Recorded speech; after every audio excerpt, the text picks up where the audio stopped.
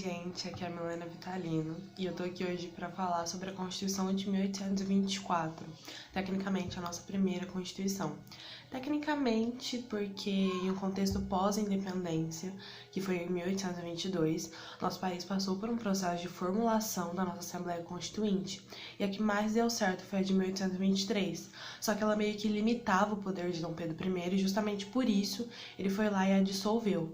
E após dissolvê-la, ele impôs a Constituição de 1824. Justamente por ela ter sido imposta, ela é chamada de Constituição outorgada. Além dessa característica, ela também tem mais algumas outras, como o fato de reger um sistema monárquico hereditário, o padroado, que era a subordinação da Igreja perante o Estado, o voto censitário, que era o voto baseado na renda dos cidadãos e era direcionado única e exclusivamente para a escolha dos deputados, e por último, mas não menos importante, os 4 poderes. Isso mesmo, diferente de hoje que nós temos poder executivo, legislativo e judiciário, naquela época tinha mais um, o poder moderador, que inclusive estava acima de todos os 3, e era constituído por nada mais nada menos que Dom Pedro I. Logo, ele tinha total poder, sabe? A última palavra era dele, então ele comandava tudo mesmo assim como ele queria. Essa é basicamente algumas características da Constituição de 1824, e é importante a gente saber que ela foi a Constituição mais longa que perdurou aí o nosso país, ela durou 65 anos. É isso, obrigada. Em 1889 surgiu a primeira República Federativa do Brasil, ou também conhecida como República Velha. Com o surgimento de uma nova república, surgiu também uma nova Constituição. A nova Carta Magna foi promulgada em 1891. Seus principais tópicos eram: o Brasil seria uma república federativa liberal, com um sistema presidencialista de governo. Teriam 3 poderes atuantes: o poder legislativo, o poder judiciário e o poder executivo, tendo fim o poder moderador. Teria fim também o voto censitário por renda, onde todos os cidadãos seriam aptos a votar, exceto por analfabetos, soldados, associados à igreja e também moradores de rua. A Constituição de 1891 não fazia referência ao voto feminino, isso foi conquistado décadas depois. Teria também a separação do Estado e a igreja não poderia mais opinar em decisões políticas e teria a autonomia do Estado, conforme almejavam as elites agrárias ao apoiar o republicanismo. Eu sou a Júlia e eu vou falar um pouco mais sobre a Constituição de 1934. Bom, é o seguinte, pra gente entender a Constituição de 34, eu acho importante a gente voltar um pouquinho no tempo e entender todo o contexto histórico, né, que levou a Revolução de 30, o golpe de 30, e, consequentemente, a Constituição de 34.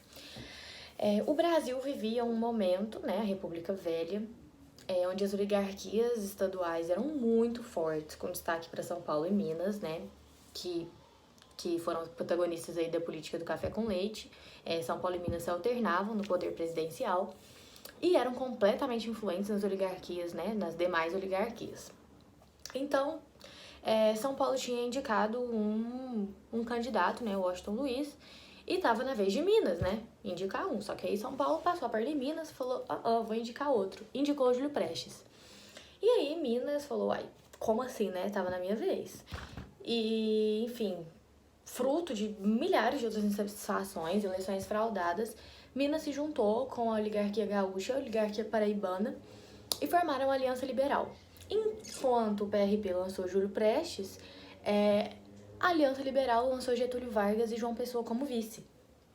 E Getúlio Vargas e João Pessoa perderam. E aí tava naquela, né, Júlio Prestes indo assumir o poder, toda aquela coisa de movimento tenentista, e todo mundo ali meio, meu Deus, não vai, não vai. O Brasil inteiro meio, né, revoltoso, porque ninguém mais aguentava São Paulo, né, todo, né, indicando gente sem parar, como assim, eleições fraudadas. E aí, João Pessoa foi assassinado por motivos completamente extrapolíticos, mas é claro, né, que deu uma empurrada ali o estopim do... Peraí, a gente não vai mais aguentar isso.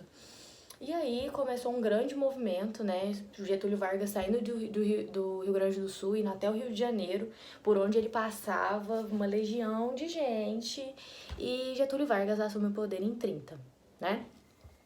Enfim, depois eram lá o Júlio Prestes, agora é o Vargas. E aí aconteceu o seguinte, precisávamos de fazer uma nova Constituição, a gente quer ficar longe de toda aquela fraude de República Velha, aquele negócio onde só coronel manda, né?